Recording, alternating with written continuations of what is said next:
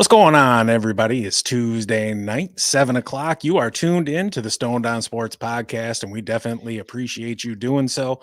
Today, we are continuing our march to the fantasy baseball season. We're going to be moving over to the hot corner and previewing third baseman tonight. Before we jump into that, though, Kyle, there was a football game over the weekend of significant importance. Yes, there was the Super Bowl final game of the season. So a little depressed, no football for several months here, but it's starting to be, when you don't, that phrase where you don't bet against Tom Brady in the playoffs. I think that we can say that about Patrick Mahomes with a certainty for sure. Fine game, pretty boring in the first half, but ended with a overtime finish. Pretty awesome. I think Kyle Shanahan botched that coin flip for overtime, but it is what it is. Yeah, and I can understand why he took the ball first in overtime, because you go down, you want to believe you're going to score. Chances are Kansas City is going to match you, and when it switches over to sudden death, you want that first possession. At the same time, a big part of analytics that people don't really think about is it's really access of information, in that if you take the ball second, you now know what you need to do.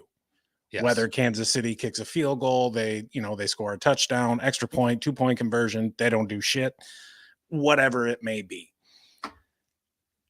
Maybe the dude just isn't a big game coach. Maybe he's somebody who he needs an offensive coordinator there for himself to call plays so he can, I guess, get his mind right in the situational arena. Yeah. Or hire a guy just for that. Still call plays, but needs some help in there. Can't win the big game. So fine in the regular season and can't win the big game. And you knew just the struggles they had against Green Bay and the Lions, that I just really thought Kansas City would win. And Patrick Mahomes, when he got the ball there at the end of overtime, he was running out to the field happy as hell because he knew what he needed and he was going to go down there and get it. Dubo in the chat, thanks, brother, for joining. Did you get any What's Super up, Bowl Dubo? Super Bowl bet wins? Look at this guy. Ramy, what's up, brother? No hey, kidding. Fellas, happy Galentine's Day. Yeah, day before Valentine's Day. Appreciate that, dude. Appreciate that. And it's a nice little coincidence. Ramey's here in the chat. Like Caesar returning triumphantly to Rome, Ramey will be back on with us next week. I have an opportunity to go watch my Pistons get their ass beat by the Pacers, so I will not be present next Thursday. Dupo says KC has better coaching. That's what won the game. Yeah, could be. Oh, for and sure. Mahomes and Kelsey. And I won't understand why, CMC was running the ball so well. Even coming out of halftime, they didn't give the ball to him as much as I thought they would. And in that overtime period, they did, and he was doing well. And then last couple plays, they threw passes, and I didn't understand that. I would have ran the ball at least one of those times. Yeah, same here. And there was some play calling that was kind of suspect. Brock Purdy played fine. He certainly didn't lose them the game, but coming in, you always, or at least I was, have mentioned that, I want Brock Purdy throwing the ball as much as possible if I'm the opposing team. He had 38 attempts. Yeah. And you look at his average down at 6.7 yards, which is well off his regular season number. And, kudos to him, because when you're throwing to Juwan Jennings and Conley, because Debo and Ayuk are covered up, all right, you're doing what you need to do. You're going through your reads. I was really disappointed, though, with just how little George Kittle did. I mean, 2 grabs for 4 yards off 3 targets. And look, he's a hell of a blocker, and I imagine that he was spending a great deal of his time doing that. But to have a first-team All-Pro type offensive weapon and to not really utilize him in a manner that was more constructive is a little head-scratching as well. Yeah. Dubo responded to my question. Lost almost every bet. Me too. Yeah, I had a couple that hit. I know I was standing firm on under 47.5 for the game total. That just, by Barely the made it. hair on my sack, it came through at 47. And then, again, just to fade the public on Isaiah Pacheco going over his rushing total, I bet the under there, and that came in. Otherwise, not much else that was positive. Ramey says he's the Jon Stewart of sports podcasting. I haven't watched that episode. That just last night's episode of The Daily Show. I gotta check that out. And then Ramey says makes a good point. Getting the ball second with the new overtime rules means it's 4-down territory down the whole field. So very good point as well, sir. But it's a good game. I think the final figures came out from Nielsen about the most watched TV program maybe since the moon landing in '69 is what I read. So crazy. Nice. That was staged though, right? Oh yeah, of course. Yeah. Okay. Yeah. Jesus. Tell me you're one of them flat earthers. No, I'm a triangular earther. Right. Still have my fastball. Tops out at 70. Fat bullshit. But yeah, NFL's over. Off season's going to be happening. Just the first day for franchise tenders and transition tender tags, and I can't even talk. Franchise and transition tags that starts the 20th, so just in a week. So, and as the off season progresses, we'll be talking a little bit about that free agency, combine, and from a fantasy perspective, see what happens because free agency's in a month from today. So it's creeping up on us. It's awesome. But we are here for our third base preview, fantasy preview. We got our rankings up. Let me toss them up. Get them up on the screen. I got Jose Ramirez on there. Number 1 rated third baseman overall. Rounding out the top 5, Austin Riley, Manny Machado, Devers, and Ellie De La Cruz. So these are on the website already, stonedonsportspodcast.com. Take it away. Yeah, third base is kind of a position in transition in that you've got some of the older guard and Arenado and Machado who are on the back end of their peak years, and you've also got some younger dudes coming up who you can see the potential and you can see the talent there, but they're just not quite there yet. There are some decent values to be found, and there are some elite options as well. Why don't we get started with the first one in Cleveland Guardians third baseman Jose Ramirez. He was the where in the hell did that go? God, I hate this. Here we go. Number 2 third baseman last year. Right now, he's a number 1 first baseman off the board. ADP of around 14 or 15. You can get him for around $34. Last year, he put up 543 points, averaged 3.5 points per game. He's one of the truly elite options at the position. He's been a reliable source of power and speed. He's got 5 straight full seasons, and I'm excluding the abbreviated 2020 season there, with at least 20 home runs and 20 stolen bases. There's also several years of 30 plus in one of those categories sprinkled in. Last year, he had 24 home runs, 28 steals, so he's continued that streak. His run production did take a dip last year just due to team context. There's not really many opportunities with that lineup. There is a team full of just dudes. He finished with 80 runs driven in, scored 87 times. If he'd have found 20 more RBIs, it would have been 3 straight 100 RBI seasons and 4 of the past 5 full seasons. To date, the team hasn't really made any meaningful signings to help bolster the offense. I think their best help for them right now is if Kyle Manzardo breaks camp with the team. He's their number 1 prospect. But getting back to Jose, he's an excellent overall hitter with great on-base skills. He had a 282 average last year, got on base at a 35% clip. He's had an on-base percentage actually over 35%, 6 of the last 7 full seasons. One thing that was really cool, he had as many strikeouts as walks. He had 73 of each, and he's actually decreased his strikeouts each of the last 3 seasons. He's also hitting the ball harder. He saw some nice gains in exit velocity, up 2.5 mile an hour to 90 miles an hour, and his hard hit percentage, which was up almost 4.5%. He's also hitting more fly balls. His fly ball rate has increased each of the last 4 seasons, and it's back close to where it was when he hit 39 home runs in 2018. I think he's going to get back over the 30 home run mark this season with plenty of doubles mixed in and a few triples as well. He had 65 extra base hits last season, and that's just everything but a single. So doubles, triples, and home runs all added together.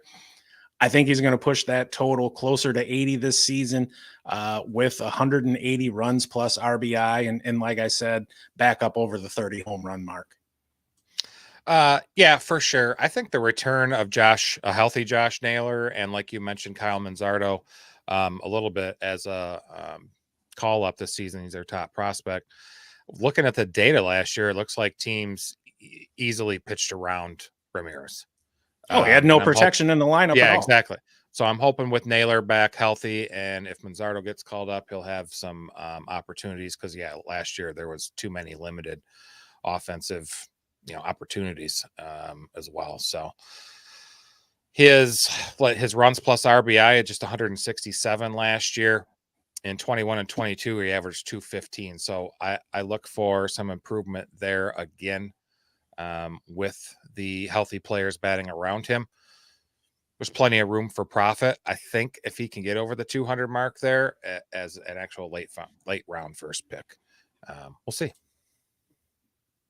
For sure, dude. I mean, overall, he's a good option. And I think everybody who tunes in regularly understands how I feel about Ohio and everything that takes place within that state. Yeah. But at the same time, you have to play fantasy and betting as well. You play that with your head, not your heart. For sure. Our number 3 ranked is Manny Machado of the San Diego Padres. ADP is 62, going for $21. I think that's a little high. As more drafts go on, the averages on that, I think it's going to go down a bit. I don't think I wouldn't pay $21 for him. No. It's close, 15 to 18 or something like that, but 21 seems just a little too much for me. What do we got there? Ramey says, how has the transition of the game and the position overall impacted the value of third base compared to others? Right now, third base is kind of a top heavy position. And in years past, it was a position that was very, very deep. But like I brought up at the outset, we've got kind of the old guard who's just hanging on, and we've got the next generation that they're right there on the cusp of taking over some of those top 5 slots at third base. And right now it's kind of a mix of both to a degree. And my dumbass did not have the rankings pulled up. So I'll just kind of continue to mindlessly talk here as I get over to our Google Drive and pull up our third base rankings. Austin Riley, he's kind of in that in-between area. He's not necessarily a super young guy. He's not super old. Same thing with Devers. He's been around for a minute and he puts up consistently good stats. So there's some value to be had later on, but there's definitely a third base dead zone as well. I think kind of in the low teens to maybe the late teens. Supersonic, what up? I'm in the house. What's up, loud boy? But back to Manny Machado, plenty of power where you can see by the 30 home runs and 91 RBIs. He had a good year, but it was really a down year based on still hitting 30 home runs and 90 plus RBIs. OPS was 782. That was his lowest since 2017. And his batting average, that 258 batting average, was his lowest since 19. He did have an elbow injury that plagued him for much of the season. He was the DH towards the end of the season there before undergoing that surgery for that tendon. He's already hitting and playing catch. So we'll see. Now in baseball, there's a lot of times to recovery times for batters throwing and hitting. And it looks like he'll be hitting a lot sooner than throwing. So he could begin the season limited to DH duties again. he is mostly usually durable. He hasn't been on the IL since 2014. So hopefully this is just a one-time thing. Guy still smacks the hell out of the ball. Above average exit velo, barrel rate, and hard hit percentage, topping and placing in the top 30% in those categories. I'm just saying, even with the elbow injury, still hitting 30 homers, 90 plus RBIs. How much talent will be around him? Does it matter? I wonder. Being that there really wasn't much talent when, well, of course he was younger, but there really wasn't much talent in Baltimore either. And he still produced there as well. He's definitely a high floor option who bats in the heart of the order. I suppose an MVP type caliber season could happen, but we'll see what happens in San Diego with his teammates. Yeah, and really, there's talent ahead of him in the lineup. When you look at Ha-Sung Kim, you look at Xander Bogaerts and Fernando Tatis Jr. So the opportunity to drive in runs for him is going to be there. I think if he gets back closer to that 150 games played mark, you're going to see him back up right around 100 RBIs, maybe a few more. The real concern is run scoring. Jake Cronenworth had just an absolute ass season last year, and he's going to be counted on to provide Manny Machado some protection in that lineup. If Cronenworth bounces back to the form that we saw in 2021 and 2022, I think you're looking at another 190 runs plus RBI season out of Manny Machado. If Cronenworth doesn't bounce back, I think you're going to see something along the lines of what you saw last year. But just him being on the field more, I think is also going to help, especially there in the counting stats. You have to remember too, Petco is the second best pitcher's park there is in baseball. So that does suppress some of the power a little bit. You're right. $21 is a little rich. The 62 ADP is a little bit easier to swallow. I don't know if I ended up with him, if I can get him for $17 or if I can get him around the 75th overall pick, I'm a lot happier. I think where he's going though, I would probably pass. Agreed. Okay. Next up, Gunnar Henderson, one of the young and upcoming guys you mentioned earlier, plays for the Orioles, ADP of 30, $26. That seems about right. There's some rumblings about him also playing shortstop this year as well. We'll see. Played 150 games last season. He started slow when the season began. A lot of big leaguers do waiting. You're waiting for the weather to warm up a bit, but he hit just 201 through the end of May. But then the rest of the way, 276, 322, 534 slash line. He won the Rookie of the Year in the AL, earned a Silver Slugger, and finished 8th in the AL MVP voting. He's a hot and upcoming player. His home ballpark is not very great for hitters as well. But I think he makes up for that by smacking the shit out of the ball. You guys remember the scene from Sandlot where Benny just beats the shit out of the ball and the innards come out of the leather? That's something this guy can do. A 92 exit velo, that's 24th overall in the league. He's in the top 9% of the league, and the hard hit percentage, top 5% of the league. Just like I said, just smashes the shit out of the ball.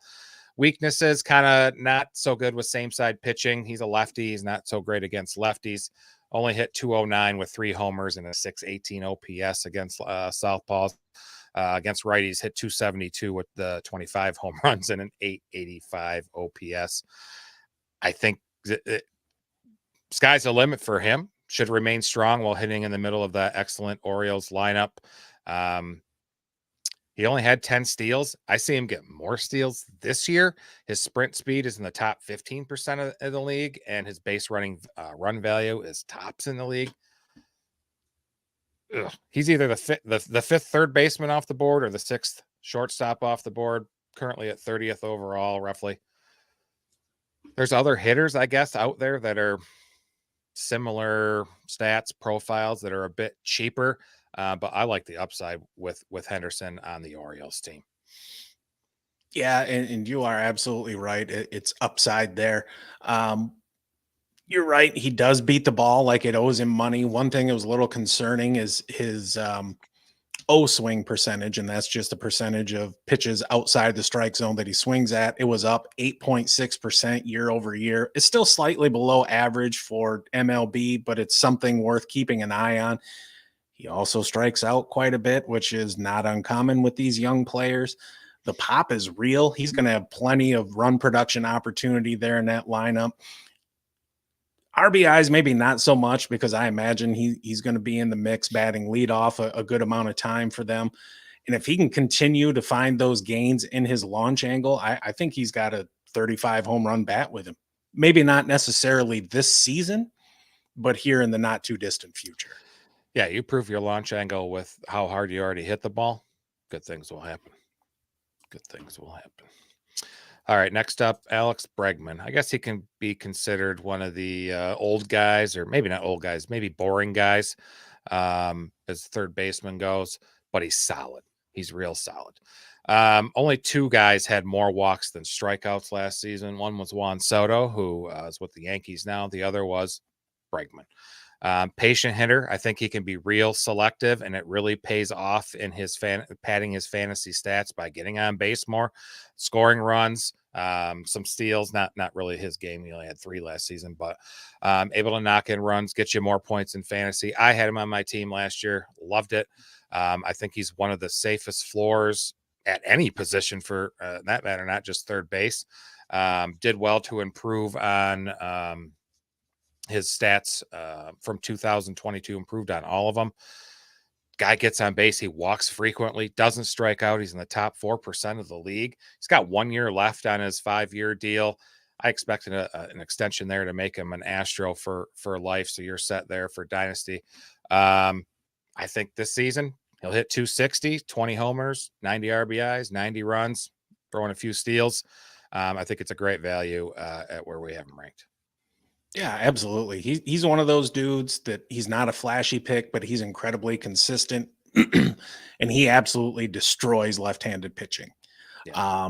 You mentioned earlier that he had more walks and strikeouts. He's actually done that in back-to-back seasons and 4 times in his career. So the dude completely understands what he is looking at the plate. Him for $15, yeah, I'll take that. Yeah.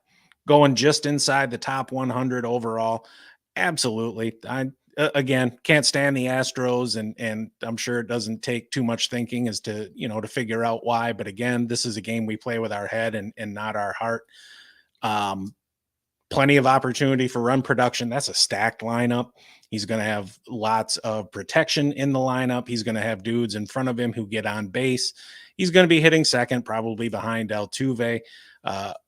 Again, Altuve just got him a new deal, so he's going to be there for a minute. And I am always happy to take a guy in a walk year, just like you said with him. So maybe let's hope that he doesn't get signed, and maybe he finds his way onto my team, and I get that little walk year bump. Maybe. That would be pretty damn cool. You know what? We're gonna head to Ramey's favorite place, St. Louis. We're going to talk about Nolan Arenado, and he's one of these, we'll call him an elder statesman at the position. He was a number 14 third baseman last year.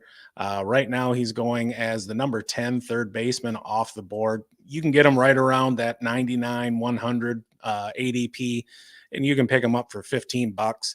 Scored 420 points last year. How apropos for this show. Averaged 2.9 a game. You're talking about a fantastic hitter when 26 home runs and 93 RBI is considered a down year.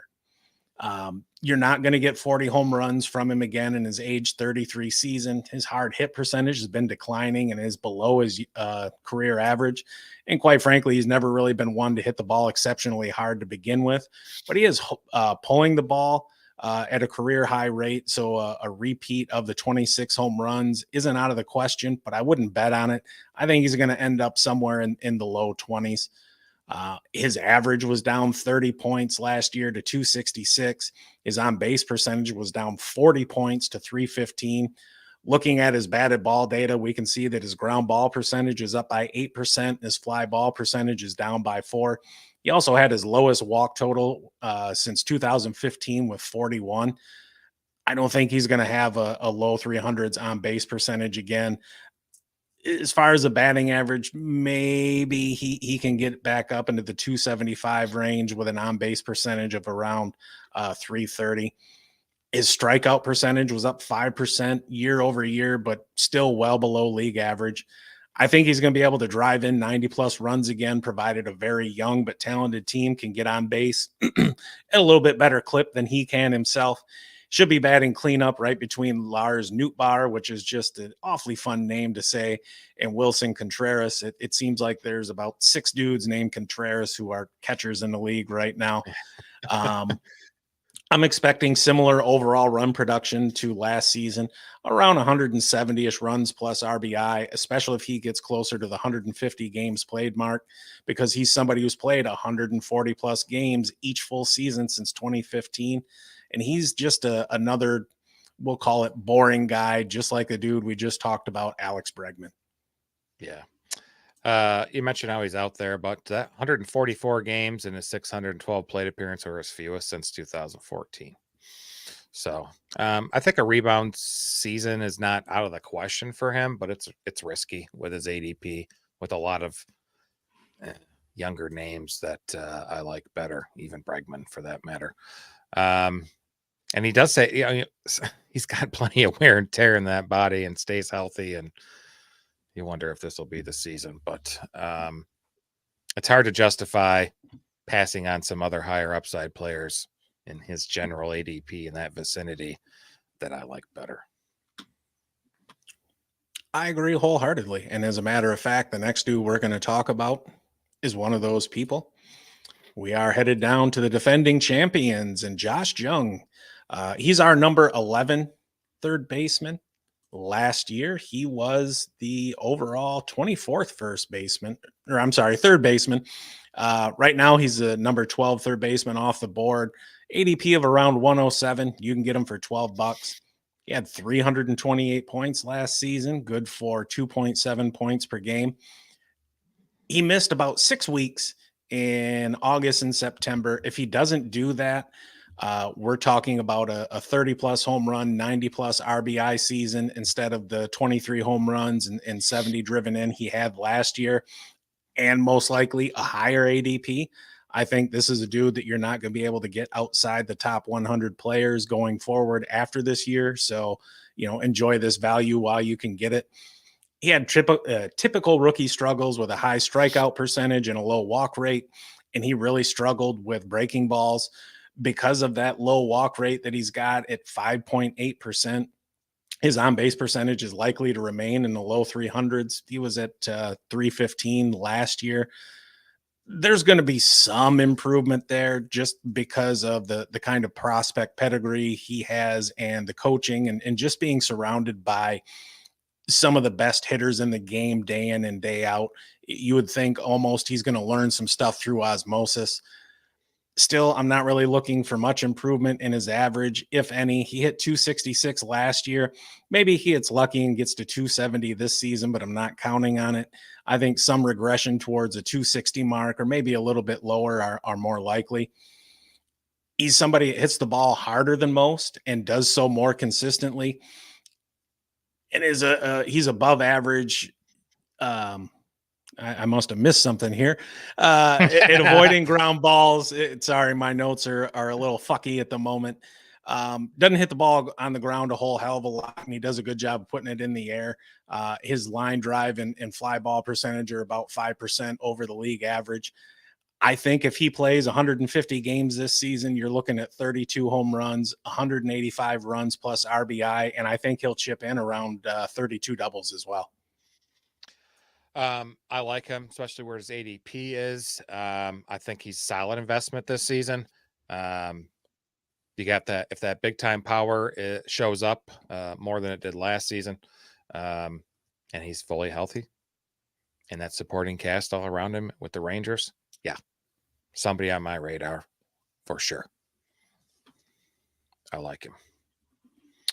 Next up, I missed my spot here. Mr. Max Muncy of the Los Angeles Dodgers, currently being drafted around pick 167, about $6. That's probably about right. Finished as the number 7 short or third baseman last year, averaging 3.3 points per game and an 808 OPS. Pretty good. Only played 135 games, but did have career highs with the 36 home runs and 105 RBIs. I think he really, really suits fantasy points leagues overall more than Roto. He scored almost as many runs as he had hits. He had 95 runs versus 102 hits. That's some Kyle Schwarber territory right there. His strikeout rate did improve, just a little minor jump from 26.4 to 24.5. Draws a ton of walks, but that low batting average, just 212, is just not good. He's going to be, probably batting fifth, sixth behind some combination of Betts, Ohtani, Freeman, and Will Smith. Plenty of opportunities to drive in runs. He has that top tier walk rate, which in most points leagues, that's about just as good as a single. But my big problem is he's so shitty against lefties. Will he play all the time? Will he be platooning? Will they just drop him in the order and flip him and like Teoscar Hernandez around? We will see. Some bad stuff. No longer has second base eligibility like he did last season, so that causes a little less value for him because of that. And that 212 batting average, again, his expected batting average was 225, so it's kind of no fluke in my opinion. But if he can get a few more hits and keep up the run production, I don't understand why he can't be a top 100 overall player, and top 10 is his position. Oh, absolutely. And understand, against same side pitching, he's a left-handed batter. Against lefty pitchers, he hit 155. I mean, that's just atrocious.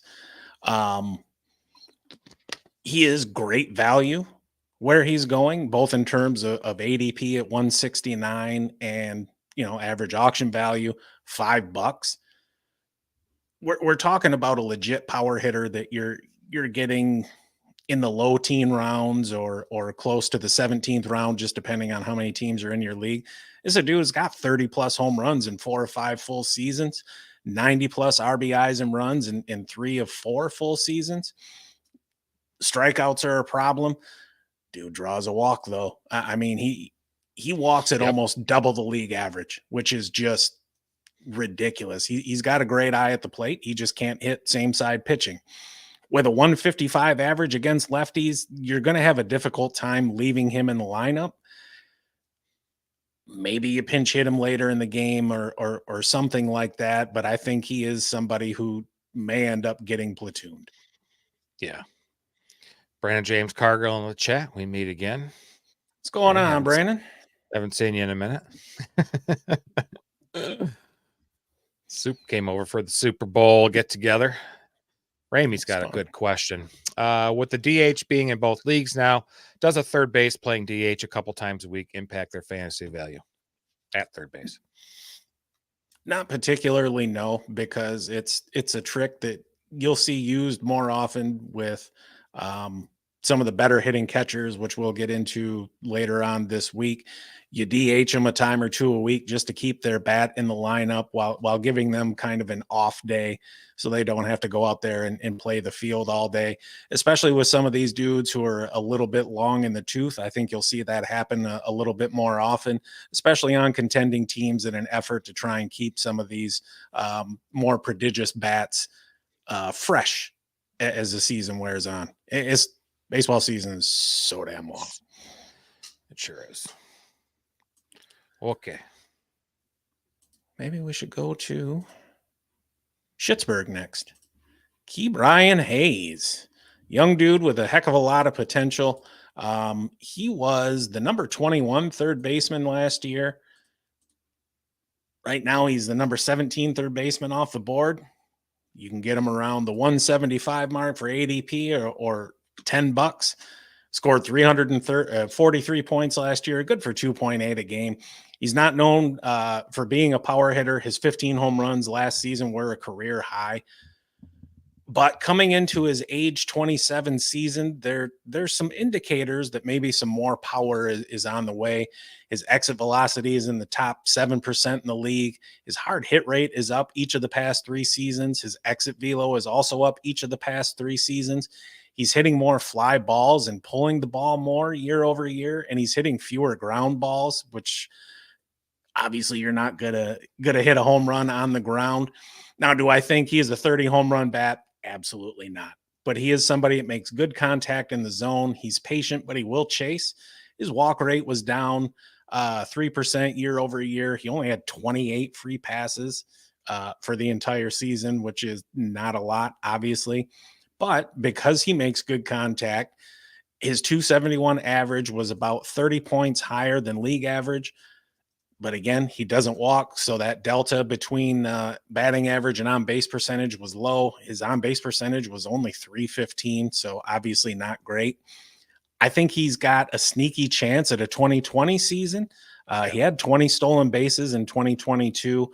I think that's well within the range of outcomes, especially if those gains in the batting indicators I just talked about continue. He's going to be hitting third in a not so great lineup, but I could envision a scenario where he improves on his 65 runs and 61 RBI from last year, but not by a whole hell of a lot. And one of the big reasons is he has yet to play 140 or more games in a season. If you're not out there, you're not racking up counting stats, you're not jacking the ball out of the park, and you're not stealing bases. But if he stays available and you're looking at somebody who you're drafting, 17th, 18th round, if you can get a 2020 hitter out of that and maybe stick him as in your corner infield slot or a util slot, something like that, you could certainly do a hell of a lot worse. Yeah, I agree. And you pretty much took most of what I was going to say. The power stats you were mentioning, the launch angle you didn't talk about, 8-degree improvement over 2022. That's massive. And you mentioned his fly ball rate went up, so that correlates, not hitting a lot on the ground. And I think his glove and his youth will keep him out there. Plenty of playing time. He's a solid, if unexciting option, but you could do worse. You certainly could. So we only got a couple more to go here. Let's head on out to Coors Field. We'll talk about Mr. Ryan McMahon. He was the number 19 third baseman last year. This year, he's a number 23 or 20 third baseman off the board. He's got a 227 ADP, so he's damn near free. You can pick him up for $3. Yeah, that's pretty damn cheap. And quite frankly, we're not going to talk about $1 players anyway. Scored 365 points last year, 2.4 a game. He's somebody who's been very consistent over the last 4 years. He's played in 140 games or more, had 20 home runs or more, 65 plus RBIs with 2 years in there with 80 or more RBIs. He makes solid, consistent, hard contact, and he plays in an excellent ballpark for hitters. So it should translate to a good amount of extra base hits, which, in points league are worth more. Strikeouts are a concern, though. His strikeout percentage has been on the rise since 2021. It was 31.6% last season. He had 198 total strikeouts, which is a lot. That was a career high. There is some swing and miss with him.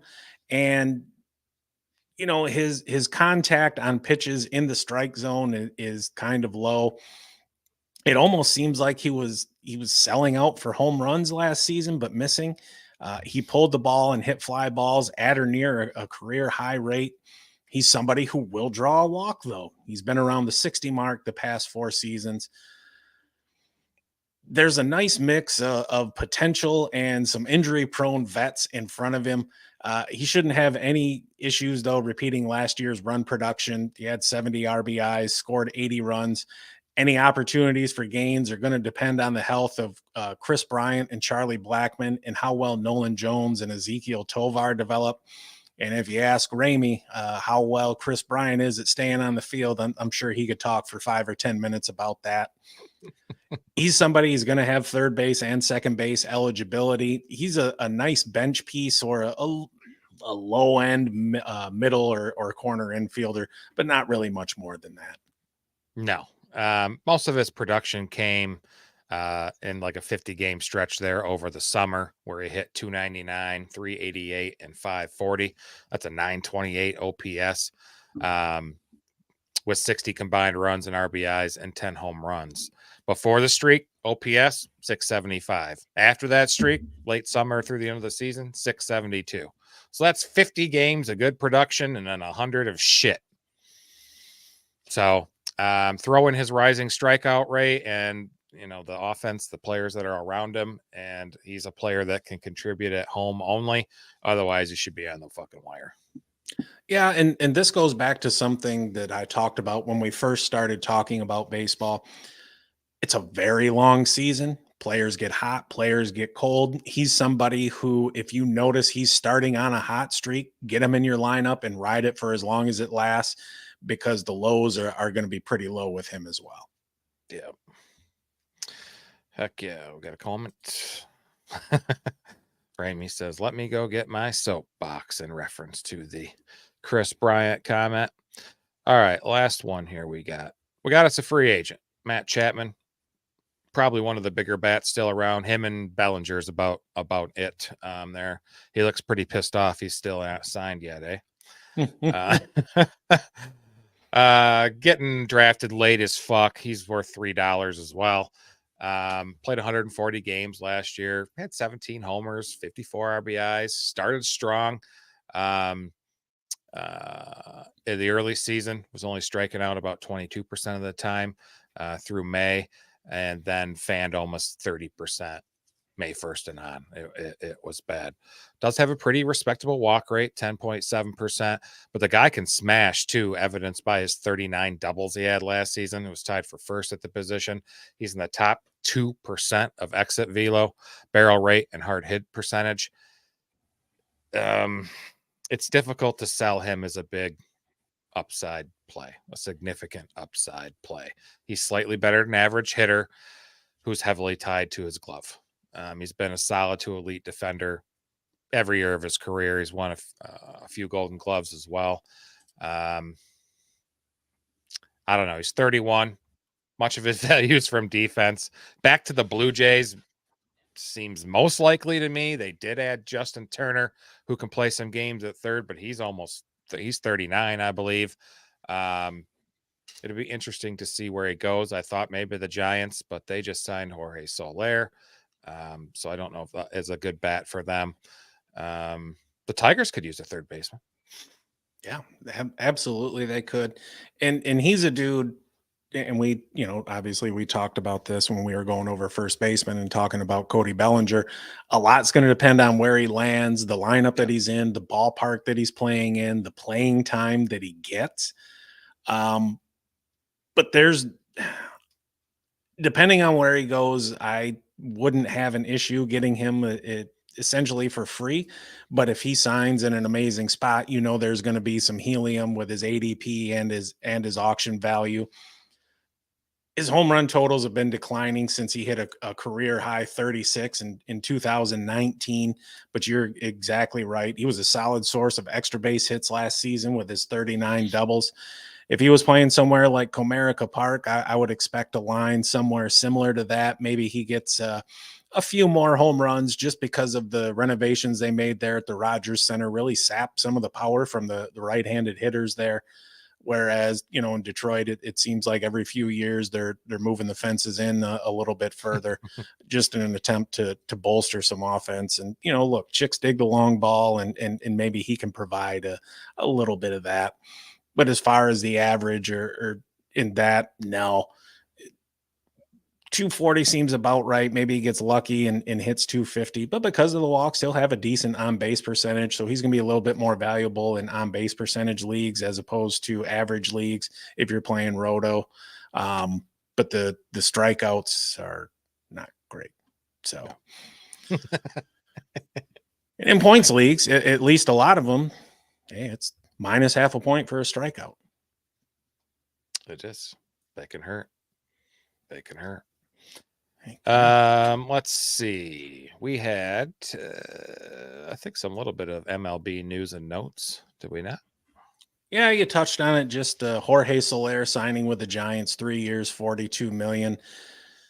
That's another pitcher's park, so don't expect the same power numbers that he put up last year with Miami this upcoming season with San Francisco. But I still think he's a legit 30 home run bat, but maybe it's going to be 30 or 31 instead of the high 30s or pushing for 40. Shit, he led the league in home runs a couple of years back. I think he had 49. So don't expect that.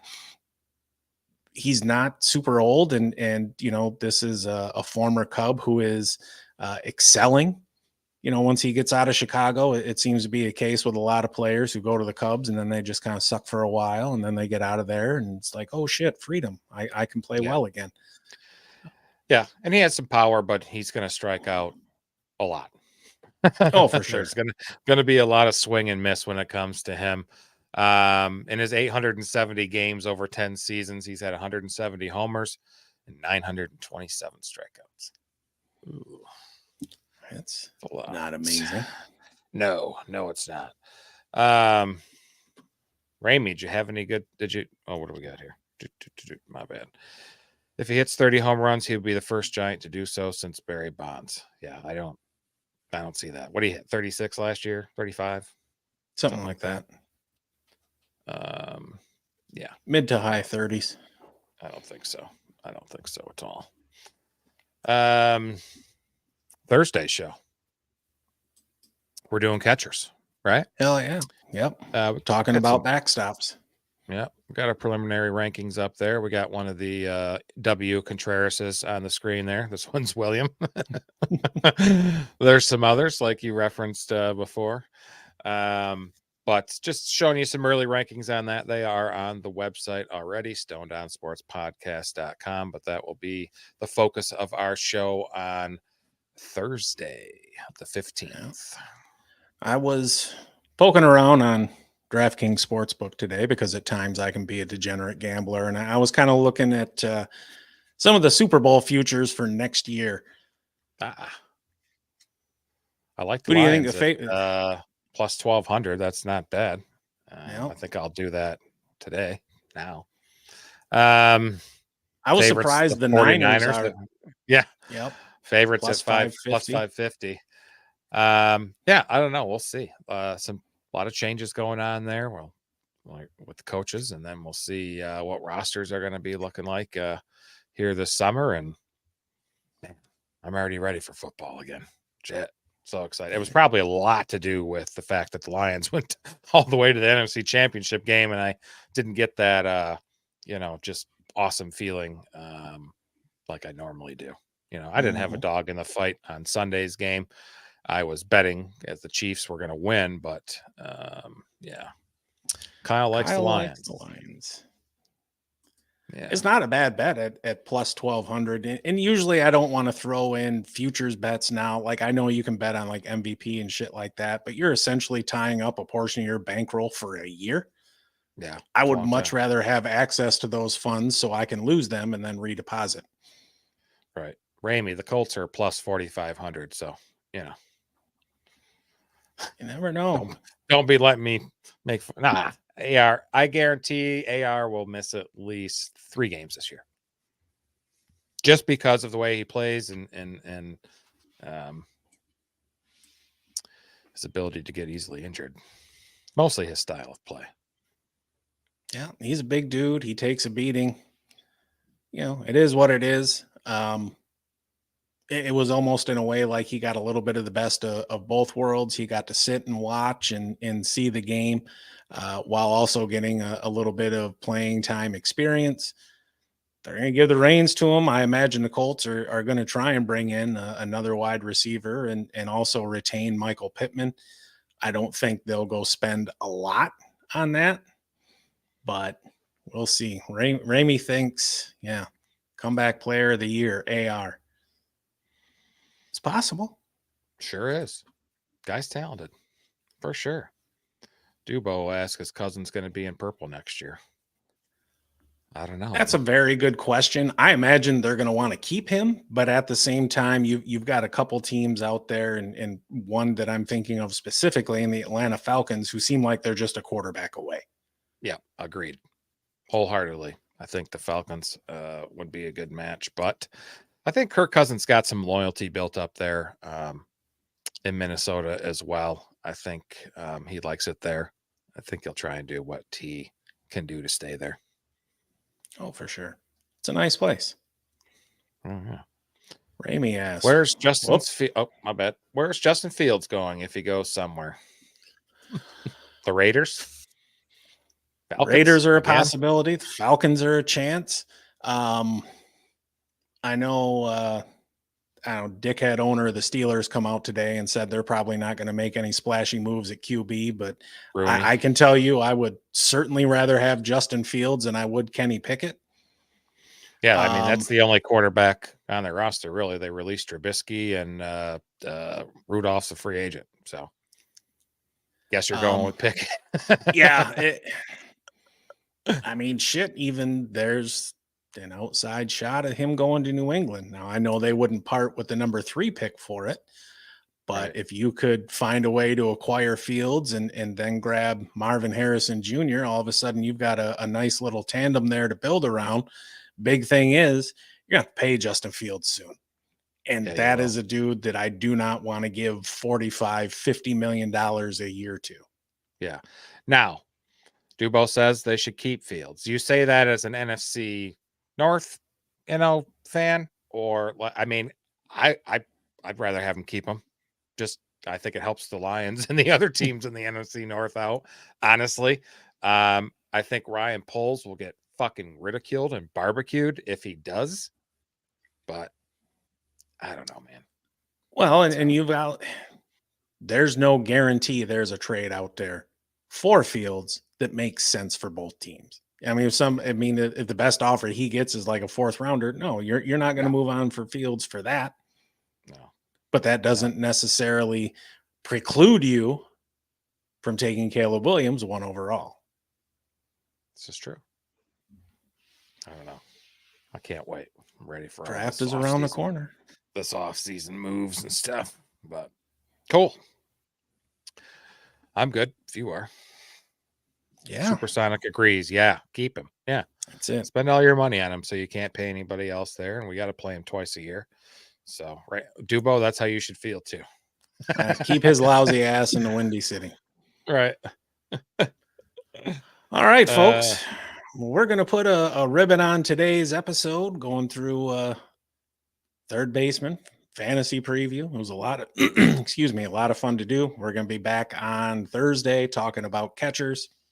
Again, we'll run through 10 or so that we find may be fantasy relevant. And I'm just going to warn you, at the catcher position, that can be quite difficult because there's really only about a dozen that even really warrant your attention.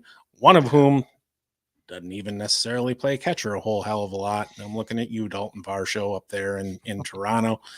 But enough about that. We don't want to give it all away. Thanks everybody who stopped by and who's going to check this out after the fact. We really appreciate it. Check us out on the socials. Stoned on Sports Podcast. On Twitter, we are Stoned on Sports 1. Dubo, I apologize for not responding on Twitter. On Sunday, the chemical enhancements of the day kind of took over, and I completely spaced on that. Sounds like you had a decent spread. Hope you enjoyed the game. Take it easy, folks. We'll talk to you Thursday.